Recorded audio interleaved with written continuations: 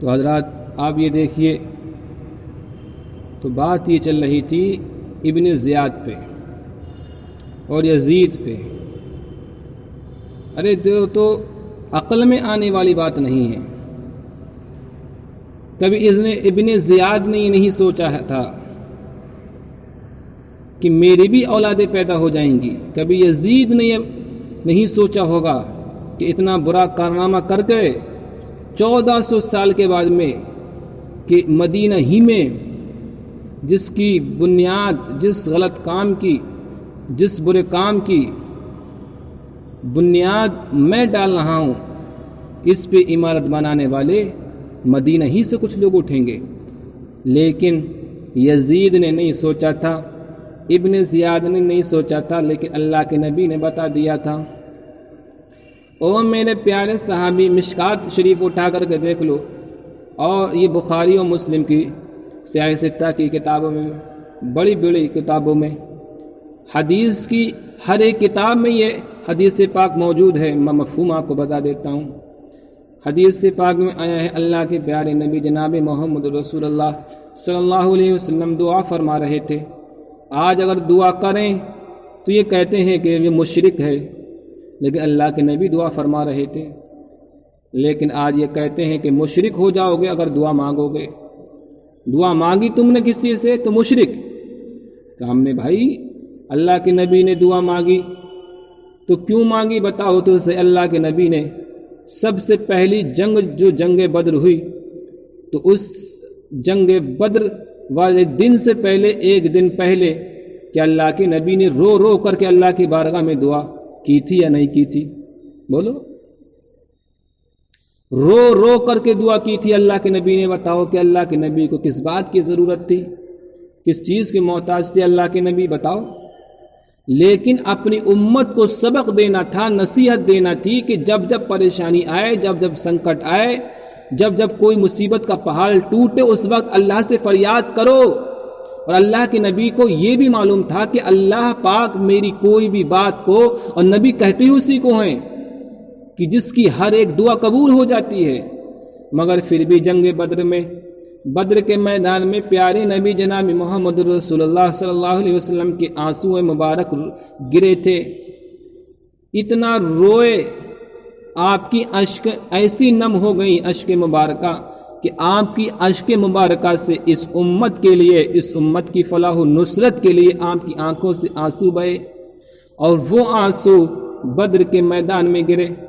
ارے بتاؤ تو صحیح، اللہ پاک نے، کیا اللہ کے نبی نے تمہاری یاد میں، کیا اللہ کے نبی نے کہ زمین کی یاد میں، کہ آسمان کی یاد میں آنسو بہائے تھے؟ نہیں، بلکہ اپنی امت کی فلاح و نصرت کے لیے آنسو بہائے تھے، اپنی امت کے لیے، اور رو رو کر کے پوری رات دعا کی تھی، اے میرے مولا، یہ چند مٹھی بھر لوگ ہیں، اگر ان کو کامیابی نہیں ملی تو پورے روئے زمین میں مذہب اسلام کا کہیں نام و نشان ہی نہیں رہے گا، اے میرے مولا۔ اور یہ بھی یقین تھا کہ ہاں میری دعا ضرور قبول ہوگی، مگر پھر بھی رو رہے ہیں، تاکہ اپنی امت کو یہ پیغام دے دیں کہ جب جب مصیبت آئے اس وقت تم مجھ کو یاد مت کرنا، بلکہ اللہ پاک کو یاد کرنا، میرا وسیلہ بنا لینا، وسیلہ بنانا، مگر اللہ کو یاد ضرور کرنا۔ آج بھی میرے بھائیو، پوری دنیا انسانیت کے اندر جب جب مصیبت آتی ہے، سنکٹ آتا ہے، پریشانی آتی ہے، کامیابی نہیں ملتی، میرے بھائیو، انسان یا تو اللہ کی طرف بھاگتا ہے، اللہ کے ولی کی طرف بھاگتا ہے، یا اللہ کے نبی کی طرف بھاگتا ہے۔ عبد الوہاب کی طرف بھاگے گا؟ میرے بھائیو کبھی نہیں بھاگے گا۔ آج برما کے لوگوں پہ، فلسطین پہ جب سنکٹ آیا میرے بھائیو، تو عبد الوہاب کی اولادوں نے، سلمان کی اولادوں نے شراب، جہاں پر 1 پوا پیتے تھے وہاں 50 پوے بڑھانا شروع کر دیے۔ جہاں فلسطین میرے بھائیو، وہاں پر فلسطین کا جو حماس گروہ ہے وہ دل و جان سے جنگ لڑنے میں مصروف ہے، لیکن یہ ہاتھ چھوڑنا ہی نہیں چاہتے اسرائیل کا۔ میرے بھائیوں، دستخط کر دیے ان عبد الوہاب کی اولادوں نے، سلمان بن عبد العزیز نے یہ دستخط کر دیے کہ آج سے وعدہ ہے میرا وعدہ، وعدے نے تیرے مارا، آج سے ہم کسی بھی حال میں تمہارا ساتھ نہیں چھوڑیں گے، ہر کرم اپنا کریں گے اسرائیل تیرے لیے، اے امریکہ تیرے لیے، کھائیں گے تو تیرے لیے، پیئیں گے تو تیرے لیے کیے، اور دل دیا ہے دین بھی دیں گے. اے امریکہ تیرے لیے دستخط کر دیے کہ ہم مریں گے تو اسرائیلیوں کے ساتھ میں، جئیں گے تو اسرائیلیوں کے ساتھ میں، کوئی بھی فرق نہیں ہم میں اسرائیل میں. آج پاکستان کا عمران نے بھی یہی دعویٰ کر دیا کہ ہم کو اسرائیل سے بات چیت کر لینا چاہیے، مگر ترکی نے کہا 2% کے پاکستان اگر تو نے ہاتھ میں لایا تیرا ہاتھ سلامت نہیں رہے گا. تو میرے بھائیوں، یزید نے نہیں سوچا تھا کبھی کہ میری بھی اولادیں پیدا ہو جائیں گی. ابن زیاد نے کبھی نہیں سوچا تھا کہ میری اولادیں پیدا ہو جائیں گی. وہ بنیاد، وہ برائیوں کی بنیاد جو میں ڈال رہا ہوں، اس پہ عمارت بنانے والی بھی اولادیں پیدا ہو جائیں گی. مگر ہاں، اللہ کے نبی کو علم غیب تھا. اللہ کے پیارے نبی جناب محمد رسول اللہ صلی اللہ علیہ وسلم دعا فرما رہے ہیں، اور وہ دعا جو دعا بعد میں ہوتی ہے، اجابت پہلے ہو جاتی ہے. ارے اجابت کا صحرا عنایت کا جوڑا، اجابت کا صحرا عنایت کا جوڑا، دلہن بن کے نکلی دعائیں محمد. تو اللہ کے نبی دعا فرما رہے تھے. آپ نے ملک شام کی طرف رخ کر کے کہا اے میرے مولا تو میرے ملک شام میں برکت عطا فرما، اے میرے مولا ملک یمن میں برکت عطا فرما. ایک نجد کے صحابی موجود تھے تو اللہ کے نبی سے عرض کرنے لگے اے پیارے آقا، آپ ہمارے نجد کے لیے بھی دعا فرما دیجئے. آپ نے ان صحابی کے کہنے پر آپ نے دعا نجد کے لیے نہیں، پھر آپ نے کہا اے میرے مولا تو میرے شام میں برکت عطا فرما، تو میرے ہندوستان میں برکت عطا فرما، تو ملک یمن میں برکت عطا فرما. مگر جب نجد کی بات آئی تو اللہ کے نبی نے نجد کی طرف سے اپنا چہرہ انور کو پھیر لیا اور کہا، دعا کو سماپت کرنے کے بعد میں، دعا سے فارغ ہونے کے بعد میں، اللہ کی نبی نے اپنے مخاطب کر کے صحابی کو فرمایا او میرے پیارے صحابی، میں اس نجد کے لیے کیسے دعا کر سکتا ہوں جس نجد سے شیطان پیدا ہوگا، شیطان کا سینگ پیدا ہوگا. حضرات، نجد سے جتنے بھی فتنے پیدا ہوئے، نجد سے فتنے پیدا ہوئے، اور سب سے بڑا فتنہ جو پیدا ہوا میرے بھائیوں، وہ عبد الوہاب کا فتنہ پیدا ہوا، جس نے یزید کی بنیادوں کو، یزید کی نسلوں کو فروغ دیا ہے. بتاؤ تو میرے بھائیوں، تو یزید کو یہ نہیں معلوم تھا کہ میری نسل کو، میری سوچ کو، میرے مشن کو، جو مشن کی بنیاد، جس برائیوں کی بنیاد میں ڈال رہا ہوں، اس پہ عمارت بنانے والے بھی کچھ میرے ہی یہاں مدینہ میں پیدا ہو جائیں گے. مگر میرے بھائیوں بتاؤ تو صحیح، آج وہ عمارت بنانے والے، بناؤ عمارت، بناؤ. تم یہاں عمارت بن رہے ہو، تمہارے لیے اللہ پاک نے، میں نے آپ کو بتا دیا 25ویں پارے کی جو صورت ہے، اس پارے میں جو آیا ہے وہ اللہ پاک نے سب تمہارے لیے تیار کر رکھا ہے. ان شجرۃ الزقوم طعام الاسیم کالمہل یغلی فی البطون کغلی الحمیم خذوہ فاعتلوہ الی سواء الجحیم ثم صبوا فوق رأسه من عذاب الحمیم. ذوقو، او سعودی عربیہ کی اولادو، ذوقو، پروردگار عالم تم سے فرمائے گا ذوقو انکا انت العزیز الکریم. ان ھذا ما کنتم بہ تمترون. یہ وہی عذاب ہے، یہی وہی کھولتا پانی ہے، یہ وہی سارا عذاب ہے جس کے تم انکار کرتے تھے. آج دیکھ لو، کرو جتنی چاہیں عیاشیاں کرو، ملک یمن میں کرو، مصر میں کرو، فراق میں کعبے کی کمائی سے جتنی چاہیں کرو عیاشیاں. میرے بھائیوں بتاؤ، ہندوستان کا ایک مولوی نہیں، 1000 مولوی آپ کو مل جائے گا جو عبد الوہاب کی سوچ کو زندہ کرنے والا، عبد الوہاب کے مشن کو آگے بڑھانے والا، عبد الوہاب کی سنت کو زندہ کرنے والا، وہ آپ کو مل جائے گا جو کہے گا بھائی ہمارا پیشوا، ہم اپنے امام حسین کو اپنا آئیڈیل نہیں مانتے، اپنا پیشوا نہیں مانتے، اپنا پیروکار نہیں مانتے، ہم تو یزید کو مانتے ہیں۔ یزید کو رضی اللہ عنہ کہو، اس لیے کہ یزید نے 3 کارنامے سب سے بہتر کرے تھے۔ سب سے پہلا کارنامہ، اس نے خانہ کعبہ پہ آگ لگائی، ہم بھی وہی کرنے والے ہیں۔ ہم نے خانہ کعبہ میں یزید نے گھوڑے باندھے، ہم گدھے باندھنے والے ہیں۔ یزید نے مسجد نبوی شریف کے سائے میں، آنچل میں جو مہیلائیں رہنے والی ہیں ان کی آبروزی کروائی، صرف اس نیت سے تاکہ اس کا مشن آگے بڑھ جائے، اس کے ہاتھوں پہ مدینہ کے لوگ، مکہ کے لوگ اس کے ہاتھوں پہ بیعت کر لیں، مگر اس کے ہاتھوں پہ بیعت نہیں ملی۔ میرے بھائیو، سر تو کٹ گئے، مہیلاؤں کی آبروزی ہوئی وہ برداشت کر لیا، مگر مہیلاؤں کی عورتوں، اے مہیلاؤں کی خواتین، تم پہ پوری امت مسلمہ کو ناز ہے کہ تم نے اپنے اوپر غیر مردوں کو چڑھانا برداشت کر لیا، مگر تم نے اپنے نبی کی شریعت میں ایک ذرہ برابر بھی ایک لفظ کا رد و بدل کرنا گوارا نہیں کیا۔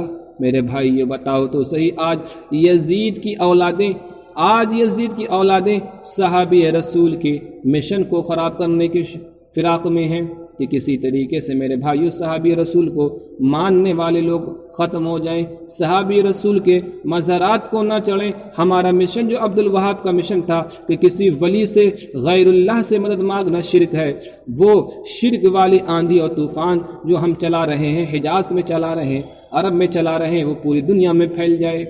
مگر میرے واہر اعلیٰ حضرت، تیرے مشن کو، عبد الوہاب تیرے مشن کو، تیری اولادوں کے مشن کو ہمیشہ کے لیے بریلی کے امام نے ختم کر دیا، اور وہ ایسے دلائل دیے، ایسے قرآن و احادیث مبارکہ سے جواب دیے اسماعیل کی تقویت الایمان کے، یعنی بمعنی تفویت الایمان کے، سارے وہ باطل عقائد کے رد میں ایسی کتاب لکھی، تمہید ایمان لکھی، فتاوی رضویہ میں ایسے جواب دیے۔ قرآن شاہد ہے، زمین شاہد ہے، آسمان گواہ ہے، ارے کل کے رضا ہے خنجر خوخار برق بار، اعداء سے کہہ دو خیر منائے نہ شر کریں۔ ہمیشہ کے لیے اس کے سارے باطل عقائد کا رد کر دیا۔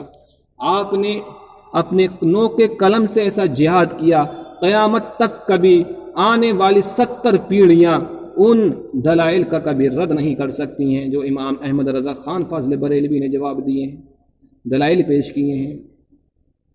اس نے تقویت الایمان بمعنی تفویت الایمان کتاب لکھی، عبد الوہاب کی جو کتاب تھی اس کا اردو میں ترجمہ کیا، لیکن میرے امام نے اپنے کسی بھی امام کا قول نہیں، خود اپنے ہاتھوں سے، اپنے قلم سے، اپنے ہاتھ سے تمہید ایمان پوری امت مسلمہ کو دیا، کہا یہ ہے ایمان، یہ ہے نبی کی محبت۔